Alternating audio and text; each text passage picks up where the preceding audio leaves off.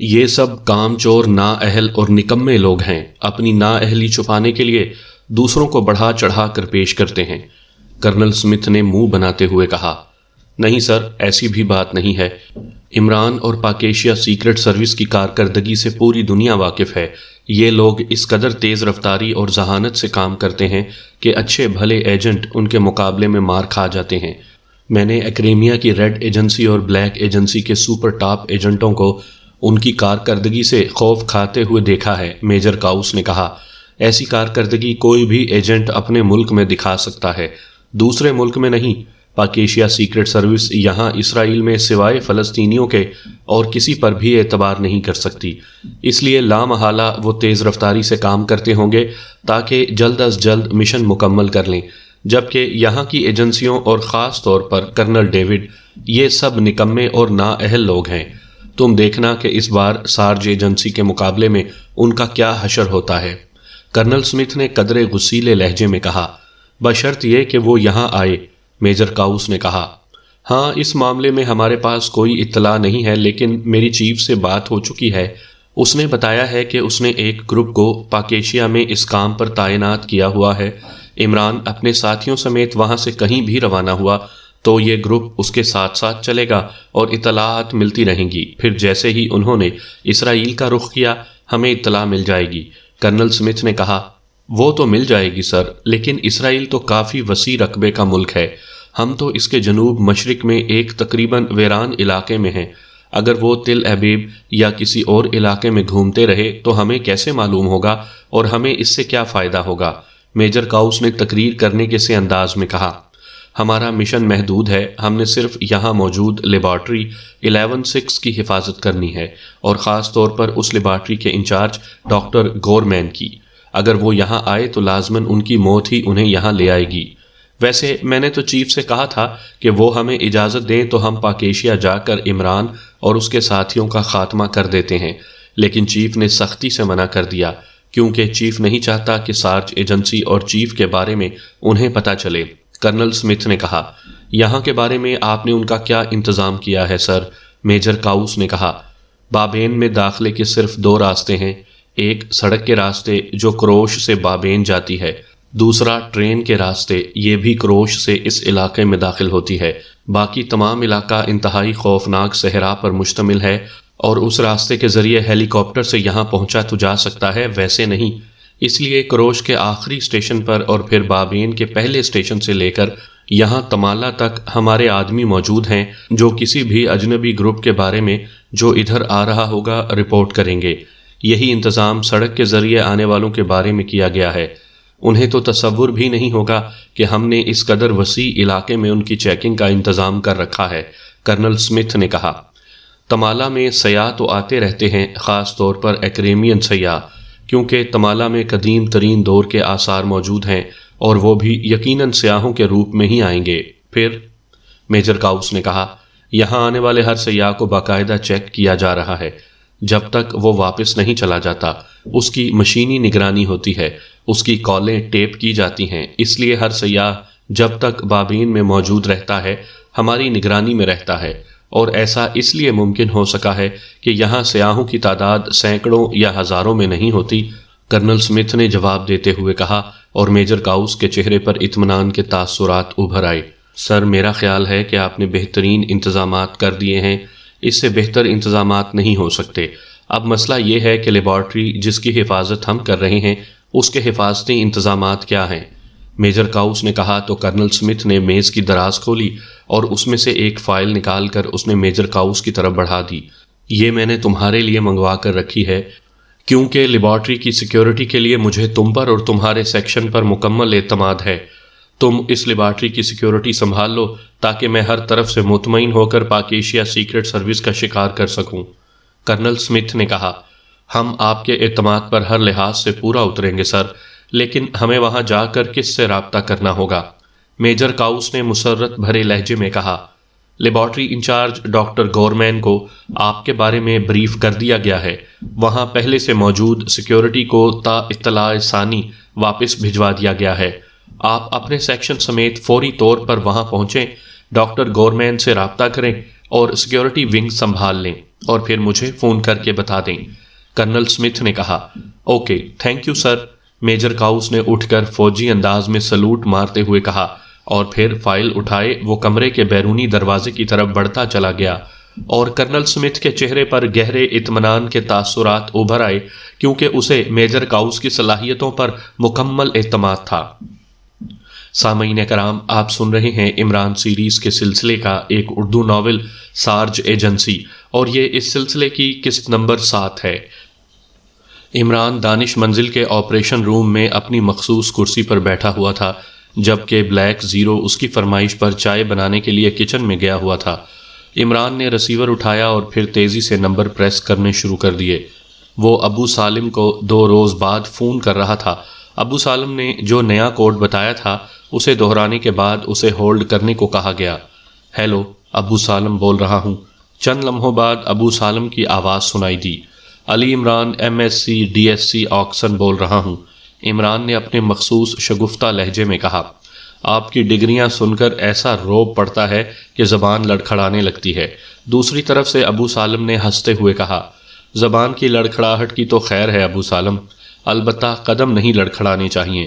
عمران نے کہا تو ابو سالم اس بار بے اختیار کھلکھلا کر ہنس پڑا۔ میں نے 2 روز بڑے شدید انتظار میں گزارے ہیں، نہ جانے یہ عاشق لوگ کس طرح شب وصال کا انتظار کرتے کرتے زندگی گزار دیتے ہیں۔ عمران نے چند لمحوں کی خاموشی کے بعد کہا، مجھے احساس ہے عمران صاحب کہ آپ کو 2 روز کا وقت دینا آپ کے ساتھ زیادتی ہے، لیکن مجبوری یہ تھی کہ جو کچھ آپ نے پوچھا تھا وہ ہماری تنظیم کی روٹین میں نہیں آتا تھا، اس کے لیے مجھے خصوصی ہدایات جاری کرنا پڑی تھی۔ ابو سالم نے اس بار سنجیدہ لہجے میں کہا، پھر کوئی مثبت نتیجہ بھی نکلا ہے یا مزید انتظار کرنا پڑے گا؟ عمران نے کہا، عمران صاحب، ڈاکٹر گورمین کے بارے میں تو حتمی معلومات مل گئی ہیں۔ ڈاکٹر گورمین اسرائیل کے جنوب مشرقی علاقے بابین کے مرکزی شہر تمالا میں ایک خفیہ لیبارٹری کا انچارج ہے۔ اس لیبارٹری کا کوڈ نام 11-6 ہے۔ اس لیبارٹری کے اوپر کھلونے بنانے والی ایک چھوٹی سی فیکٹری ہے جس کے نیچے لیبارٹری ہے۔ ابو سالم نے جواب دیتے ہوئے کہا تو عمران کے چہرے پر حیرت کے تاثرات ابھر آئے۔ ایسی تفصیلی رپورٹ آپ کو کیسے مل گئی؟ عمران نے کہا۔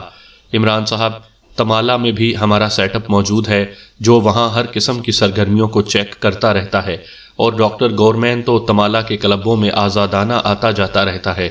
یہ بات وہاں مستقل رہنے والوں سے چھپی نہیں رہ سکتی۔ البتہ یہ رپورٹ بھی ملی ہے کہ ڈاکٹر گورمین گزشتہ 1 ہفتے سے لیبارٹری تک محدود ہو گیا ہے۔ اس لیبارٹری کا سیکیورٹی انچارج رچرڈ تھا جو ہمارے آدمی کا دوست تھا۔ رچرڈ اپنے ساتھیوں سمیت واپس تل ابیب چلا گیا ہے۔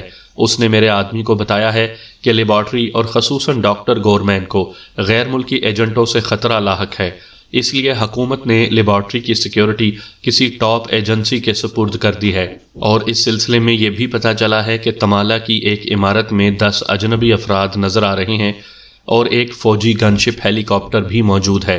ان کے بارے میں وہاں کوئی نہیں جانتا، البتہ اتنا معلوم ہوا ہے کہ ان کا انچارج کرنل سمتھ نامی شخص ہے اور ان کے آدمی پورے تمالا میں آنے والے سیاحوں کی خصوصی نگرانی کر رہے ہیں۔ ابو سالم نے کہا، ان کا تعلق کس ایجنسی سے ہے؟ عمران نے پوچھا۔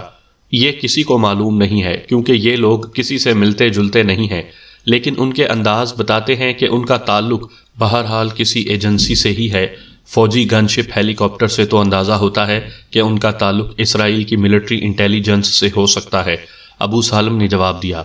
وہاں تمہارے سیٹ اپ کا انچارج کون ہے؟ عمران نے کہا۔ صالح، لیکن وہاں وہ اسرائیلی بنا ہوا ہے اور اس کا کوڈ نام جیکب ہے۔ تمالا میں اس نے جیکب کلب کے نام سے ایک چھوٹا سا کلب بنایا ہوا ہے۔ ابو سالم نے کہا، اگر ہمیں تمالا جانا پڑے تو کیا جیکب ہماری کوئی مدد کر سکتا ہے؟ عمران نے کہا، ہاں کیوں نہیں، میں اسے آپ کے بارے میں بتا دوں گا، لیکن آپ نے وہاں پرنس آف ڈھمپ کا کوڈ بتانا ہے۔ ابو سالم نے کہا، ٹھیک ہے۔ اب دوسری بات سارج ایجنسی کے سلسلے میں، اس کا کیا ہوا؟ عمران نے کہا۔ عمران صاحب، شدید کوشش کے باوجود اس نام کی کسی تنظیم کے بارے میں معلوم نہیں ہو سکا۔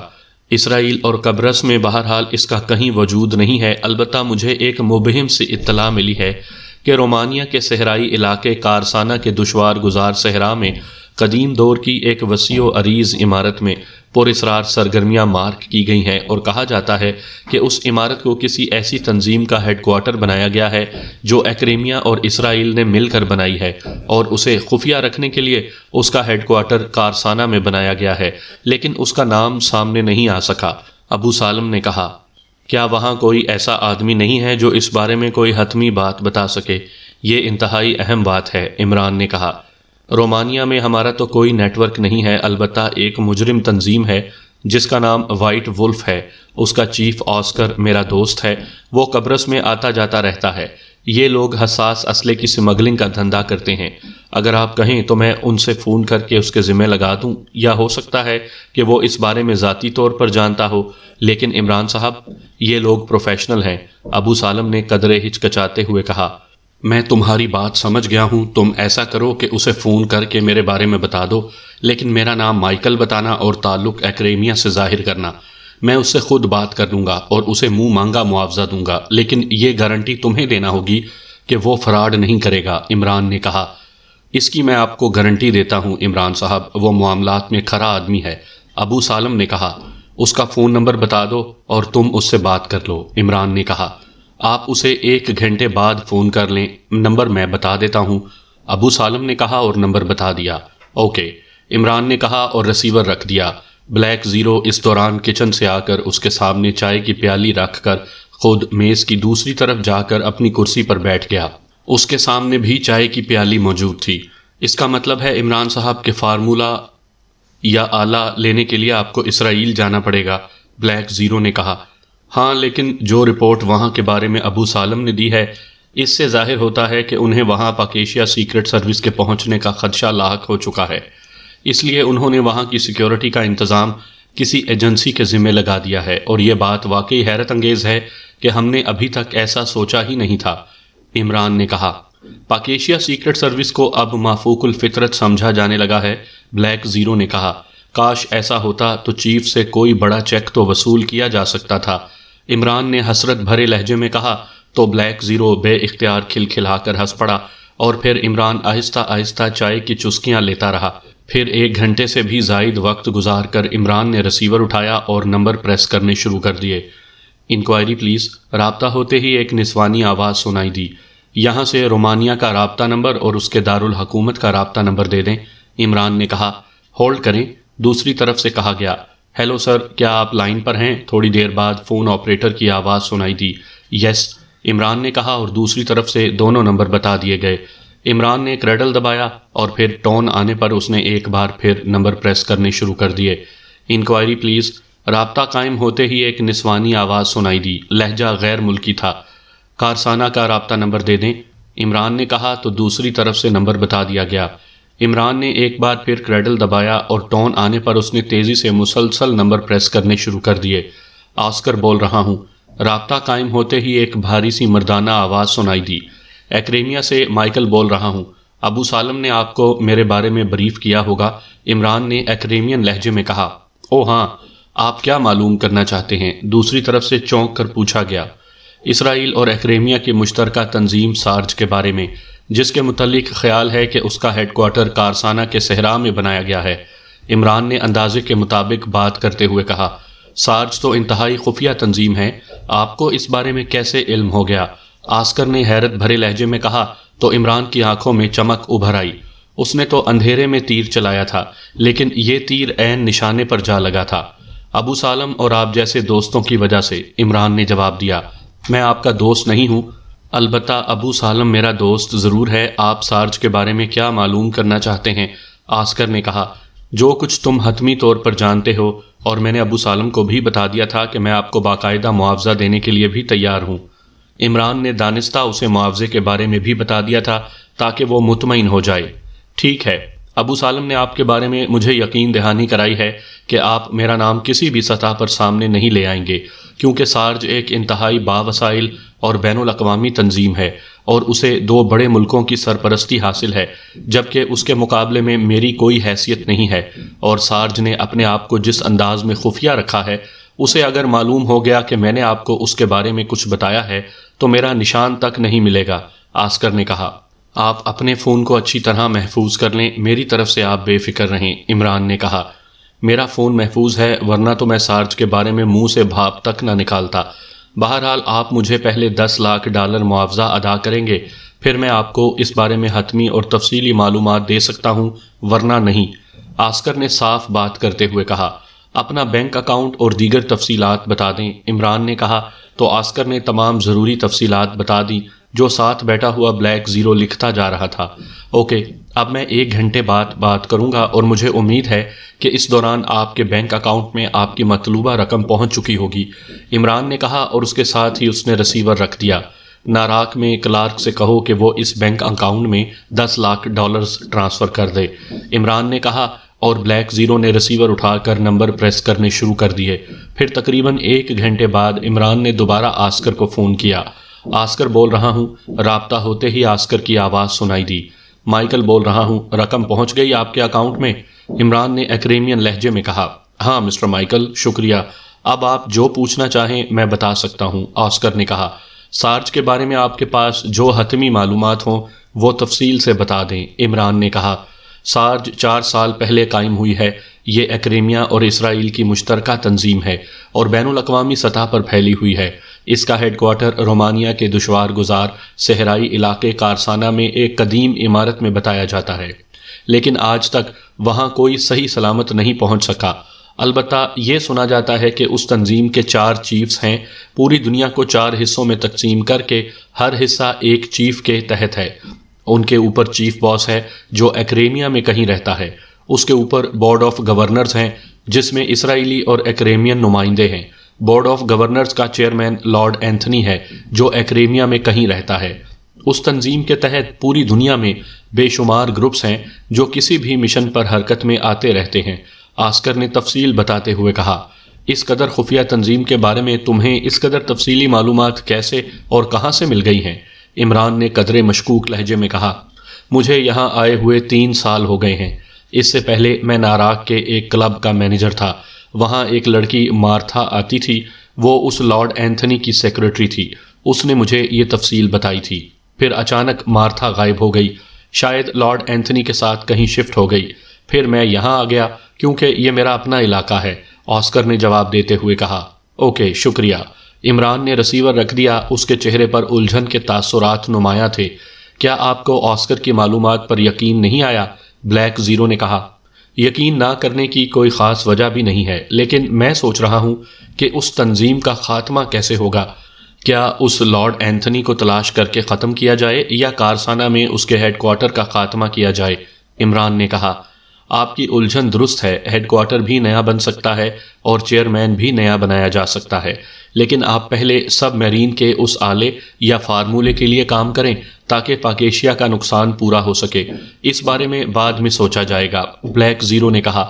وہ تو کرنا ہے، لیکن یہ چوہے بلی کا کھیل اس وقت تک جاری رہے گا جب تک اس تنظیم کا مکمل طور پر خاتمہ نہیں کر دیا جاتا، ورنہ یہ ہمارے پیچھے لگ جائیں گے اور ہم ان کے پیچھے، عمران نے کہا۔ آپ کی بات بھی درست ہے، لیکن بیک وقت 2 جگہوں پر تو کام نہیں ہو سکتا، بلیک زیرو نے کہا۔ یہی سوچ رہا ہوں کہ ٹائیگر، جوزف اور جوانا کو اسرائیل بھجوا دوں اور خود ٹیم کے ساتھ اس سارج کے خلاف کام کروں، عمران نے کہا۔ نہیں عمران صاحب، اسرائیل کا مشن زیادہ اہم ہے اور جس تنظیم کے بارے میں وہاں سیکیورٹی کے بارے میں بتایا جا رہا ہے، یقیناً یہ بھی اسی سارج کا ہی گروپ ہوگا، بلیک زیرو نے کہا۔ یہ تو بعد میں فیصلہ ہوگا، اصل مسئلہ تو اس سارج کے خاتمے کا ہے۔ اس کے لیے کیا کیا جائے؟ عمران نے کہا۔ اس کا ہیڈ کوارٹر ہی تباہ کرنا ہوگا، اور تو کچھ نہیں ہو سکتا، بلیک زیرو نے کہا۔ میرا خیال ہے کہ اس لارڈ اینتھنی کو کور کر کے اس سے اس ساری تنظیم کے بارے میں معلومات حاصل کی جائیں اور پھر آگے بڑھا جائے، کیونکہ ہیڈ کوارٹر کی حفاظت کے لیے بھی جعلی ہیڈ کوارٹر بنائے جانے لگے ہیں۔ ہو سکتا ہے کہ کارسانہ کے صحرا میں موجود عمارت بھی جعلی ہیڈ کوارٹر ہو، لیکن اس لارڈ اینتھنی سے اصل بات کا علم ہو سکے گا، عمران نے کہا، اور بلیک زیرو نے اسبات میں سر ہلا دیا۔ GP5 کے ہیڈ کوارٹر میں موجود اپنے آفس میں کرنل ڈیوڈ بیٹھا ایک فائل کے مطالعے میں مصروف تھا کہ پاس پڑے ہوئے فون کی مترنم گھنٹی بج اٹھی تو کرنل ڈیوڈ نے ایک جھٹکے سے سر اٹھایا اور اس طرح فون کی طرف دیکھا جیسے اسے کچا چبا جانا چاہتا ہو۔ پھر اس نے ہاتھ بڑھا کر ریسیور اٹھا لیا۔ یس، اس نے غراتے ہوئے انداز میں کہا۔ بابین کے شہر تمالا سے میجر گراس کی کال ہے چیف، وہ آپ کو کوئی اہم اطلاع دینا چاہتا ہے۔ دوسری طرف سے اس کی پرسنل سیکرٹری نے انتہائی معذرت خواہانہ لیکن انتہائی مؤدبانہ لہجے میں کہا، تمالا سے کیا اہم اطلاع ہو سکتی ہے؟ بہرحال کراؤ بات۔ کرنل ڈیوڈ نے اسی طرح سخت لہجے میں کہا، میجر گراز بول رہا ہوں چیف، تمالا سے۔ چند لمحوں کے بعد ایک اور مؤدبانہ آواز سنائی دی، کیا ہوا ہے؟ کیا تمالا سے تیل نکل آیا ہے یا تمہیں کسی مدفون خزانے کا نقشہ مل گیا ہے؟ کرنل ڈیوڈ نے انتہائی طنزیہ لہجے میں کہا۔ اس سے بھی زیادہ اہم اطلاع ہے چیف، میجر گراز نے برا مانے بغیر کہا۔ کیا؟ بولو۔ کرنل ڈیوڈ نے اس بار غصیلے لہجے میں کہا، تمالا میں واقع ایک لیبارٹری پر کسی بھی وقت پاکیشیا سیکرٹ سروس حملہ کر سکتی ہے۔ میجر گراز نے کہا تو کرنل ڈیوڈ بے اختیار کرسی سے اچھل پڑا۔ کیا کہہ رہے ہو؟ کیا تم نشے میں ہو یا تمہارا دماغ خراب ہو گیا ہے؟ کرنل ڈیوڈ نے حلق کے بل چیختے ہوئے کہا۔ میں پوری ذمہ داری سے کہہ رہا ہوں چیف، دوسری طرف سے کہا گیا تو کرنل ڈیوڈ کے چہرے پر یک لخت جھنجھلاہٹ کے تاثرات ابھر آئے۔ یہ کیسے ممکن ہے؟ نان سینس، اس وقت تم یقیناً نشے میں ہو۔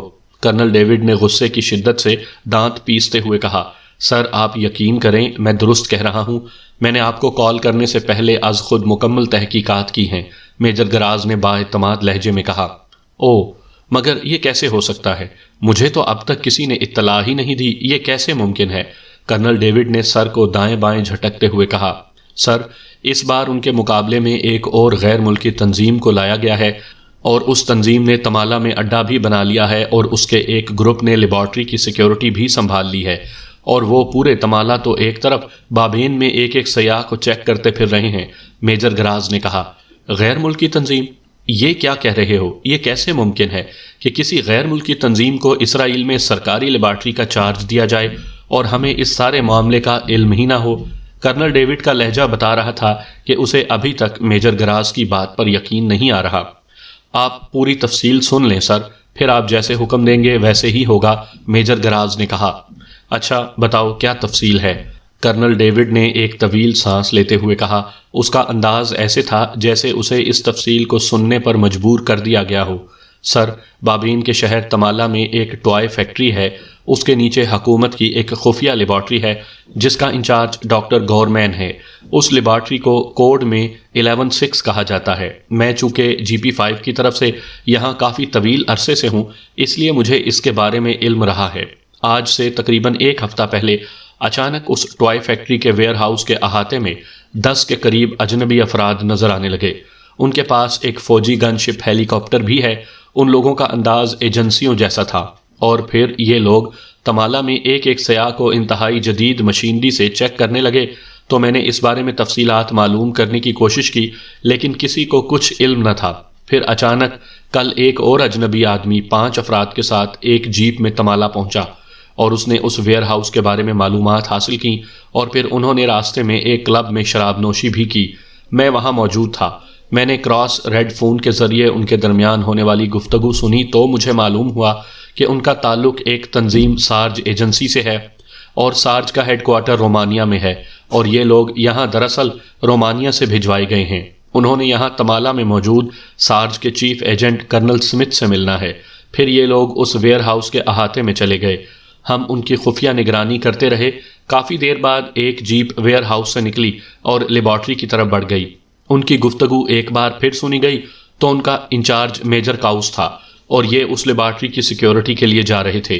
اور پھر ان کی باتوں سے معلوم ہوا کہ پاکیشیا سیکرٹ سروس اور ان کے لیڈر عمران کی طرف سے اس لیبارٹری پر حملے کا خطرہ ہے، اور وہ کسی بھی وقت یہاں پہنچ سکتے ہیں، جس پر مجھے بے حد تشویش ہوئی۔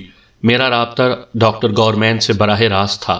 میں نے انہیں فون کیا تو انہوں نے مجھے مزید تفصیل بتائی کہ پاکیشیا کے ایک سائنسدان ڈاکٹر اعظم نے ایٹمی آبدوز کو تمام چیکنگ آلات سے خفیہ رکھنے کا کوئی آلہ تیار کیا، اور ایسا ہی آلہ اسرائیل کے ڈاکٹر گورمین نے بھی ایجاد کیا تھا۔ اس لیے حکومت اسرائیل نے رومانیہ میں موجود ایک بین الاقوامی تنظیم سارج کی خدمات حاصل کی، اور انہوں نے پاکیشیا میں ایکشن کر کے اس سائنسدان ڈاکٹر اعظم کو بھی ہلاک کر دیا اور اس کا آلہ بھی تباہ کر دیا۔ جبکہ بعد میں معلوم ہوا کہ اس ڈاکٹر اعظم نے بنیادی فارمولہ پاکیشیا کے بڑے سائنسدان سرداور کی تحویل میں دے رکھا ہے۔ اس پر سارج کے ایک اور گروپ نے سرداور پر حملہ کیا اور اس سے وہ فارمولہ لے کر اسے جلا دیا اور سرداور کو ہلاک کر دیا۔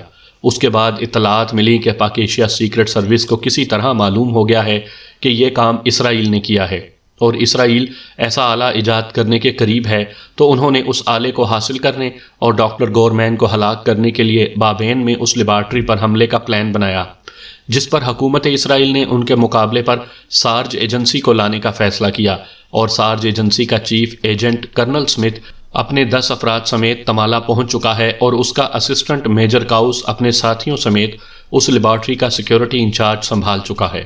یہ سب معلوم ہونے پر میں نے آپ کو کال کیا ہے، اب آپ جیسے حکم دیں، میجر گراز نے تفصیل بتاتے ہوئے کہا۔ یہ سارج کیا رومانیہ کی سرکاری ایجنسی ہے؟ کرنل ڈیوڈ نے ہونٹ چباتے ہوئے پوچھا۔ یہ تو مجھے معلوم نہیں ہے سر، البتہ کہا جا رہا ہے کہ اس سارج کی خدمات خصوصی طور پر حکومت اسرائیل نے لی ہیں، میجر گراز نے جواب دیتے ہوئے کہا۔ تم ان کی نگرانی کرتے رہو، لیکن تم نے سامنے نہیں آنا۔ میں اس سلسلے میں تمام معلومات کر کے پھر تمہیں احکامات دوں گا، کرنل ڈیوڈ نے کہا۔ یس سر، دوسری طرف سے کہا گیا تو کرنل ڈیوڈ نے ہاتھ بڑھا کر کریڈل دبایا اور پھر ٹون آنے پر اس نے یکے بعد دیگرے 3 نمبر پریس کر دیے۔ یس سر، دوسری طرف سے اس کے فون سیکٹری کی مؤدبانہ آواز سنائی دی۔ رومانیہ میں سرکاری ایجنسی وائٹ فلاور کے چیف کرنل گرے سے میری بات کراؤ، کرنل ڈیوڈ نے کہا، اور اس کے ساتھ ہی اس نے ریسیور رکھ دیا۔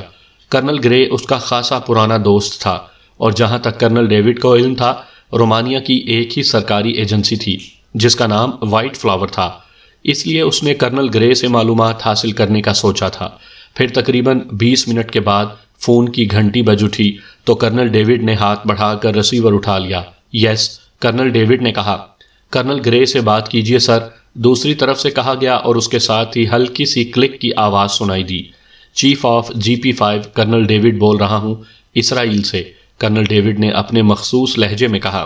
کرنل گرے بول رہا ہوں، کیسے آج یاد کر لیا ہے کرنل ڈیوڈ؟ دوسری طرف سے بے تکلفانہ لہجے میں کہا گیا۔ کرنل گرے، کیا رومانیہ میں کوئی سرکاری ایجنسی سارج بھی بنائی گئی ہے؟ کرنل ڈیوڈ نے اپنے اصل مطلب پر آتے ہوئے کہا۔ تمہیں سارج کے بارے میں کہاں سے پتا چلا ہے کرنل ڈیوڈ؟ یہ تو ٹاپ سیکرٹ ہے۔ کرنل گرے کے لہجے میں حیرت نمایاں تھی۔ سارج اسرائیل میں کام کر رہی ہے، اور تمہیں معلوم ہے کہ اسرائیل میں اڑتی ہوئی مکھی بھی میری نگاہوں سے اوجھل نہیں رہ سکتی، کرنل ڈیوڈ نے بڑے فاخرانہ لہجے میں کہا۔ وہ اسرائیل کیا کرنے گئی ہے؟ مجھے تو معلوم نہیں ہے، کرنل گرے نے حیرت بھرے لہجے میں کہا۔ کہا جا رہا ہے کہ حکومت اسرائیل نے ایک سائنسی لیبارٹری کی پاک ایشیا سیکرٹ سروس سے حفاظت کے لیے سارج کی خدمات حاصل کی ہیں، اور یہ بھی بتایا جا رہا ہے کہ سارج رومانیہ کی سرکاری ایجنسی ہے۔ اس لیے میں نے تمہیں فون کیا ہے تاکہ تم سے اصل بات معلوم ہو سکے، کرنل ڈیوڈ نے کہا۔ سارج ایک خفیہ بین الاقوامی تنظیم ہے جسے اسرائیل اور ایکریمیا نے مل کر بنایا ہے، اور ڈاج دینے کے لیے اس کا ہیڈ کوارٹر رومانیہ میں بنایا گیا ہے۔ اس کا نیٹ ورک پوری دنیا میں پھیلا ہوا ہے۔ حکومت رومانیہ کا اس سے براہ راست کوئی تعلق نہیں ہے، کرنل گرے نے جواب دیتے ہوئے کہا۔ اس کا چیف کون ہے؟ کرنل ڈیوڈ نے پوچھا۔ میں نے یہ معلوم کرنے کی آج تک کوشش ہی نہیں کی، کیونکہ میرا اس سے بالواسطہ یا بلا واسطہ کوئی تعلق ہی نہیں ہے، کرنل گرے نے جواب دیتے ہوئے کہا۔ اوکے، شکریہ، اب میں خود ہی سب کچھ معلوم کر لوں گا، گڈ بائے، کرنل ڈیوڈ نے کہا اور ریسیور رکھ دیا۔ اس کے چہرے پر غصے کے تاثرات تھے۔ اسے یہ سب کچھ GP5 اور اپنی توہین لگ رہا تھا۔ وہ فوری صدر اسرائیل سے بات کرنا چاہتا تھا، لیکن مشتعل مزاج اور گرم دماغ ہونے کے باوجود اسے معلوم تھا کہ صدر اسرائیل سے وہ براہ راست غصے میں بات نہیں کر سکتا، اور نہ ہی ان سے کسی قسم کا جواب طلب کر سکتا ہے۔ اس لیے وہ بیٹھا سوچ رہا تھا کہ وہ کس انداز میں بات کرے کہ حکومت اسرائیل سارج کے بجائے اسے پاک ایشیا سیکرٹ سروس کے خلاف کام کرنے پر مامور کر دے۔ کافی دیر تک سوچنے کے بعد اس کے ذہن میں ایک خیال آیا کہ بابین تو اسرائیل کے جنوب مشرق میں ہے، اور سارج کا تمام سیٹ اپ بابین بلکہ تمالا میں ہے، اور پاک ایشیا سیکرٹ سروس کو بابین پہنچنے کے لیے پہلے تل ابیب پہنچنا پڑے گا، پھر تل ابیب سے سڑک یا ٹرین کے راستے یا ڈومیسٹک فلائٹ کے ذریعے وہ بابین پہنچ سکتے ہیں۔ اس لیے اگر GP5 پہلے ہی ان کا خاتمہ کر دے تو سارج کے ہاتھ کچھ نہیں آئے گا۔ اس کے لیے بھی صدر کی اجازت ضروری تھی۔ چنانچہ اس نے ریسیور اٹھایا، فون پیس کے نیچے موجود سفید رنگ کا بٹن پریس کر کے اس نے اسے ڈائریکٹ کیا، اور پھر تیزی سے نمبر پریس کرنے شروع کر دیے۔ Military secretary to president. رابطہ قائم ہوتے ہی ملٹری سیکرٹری کی مخصوص آواز سنائی دی۔ Colonel David chief of GP5 بول رہا ہوں، کرنل ڈیوڈ نے اپنے مخصوص انداز میں تعارف کرواتے ہوئے کہا۔ فرمائیے کرنل ڈیوڈ، ملٹری سیکرٹری نے کہا۔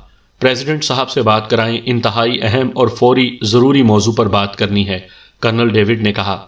ہولڈ کریں، میں معلوم کرتا ہوں، دوسری طرف سے کہا گیا اور اس کے ساتھ ہی لائن پر خاموشی طاری ہو گئی۔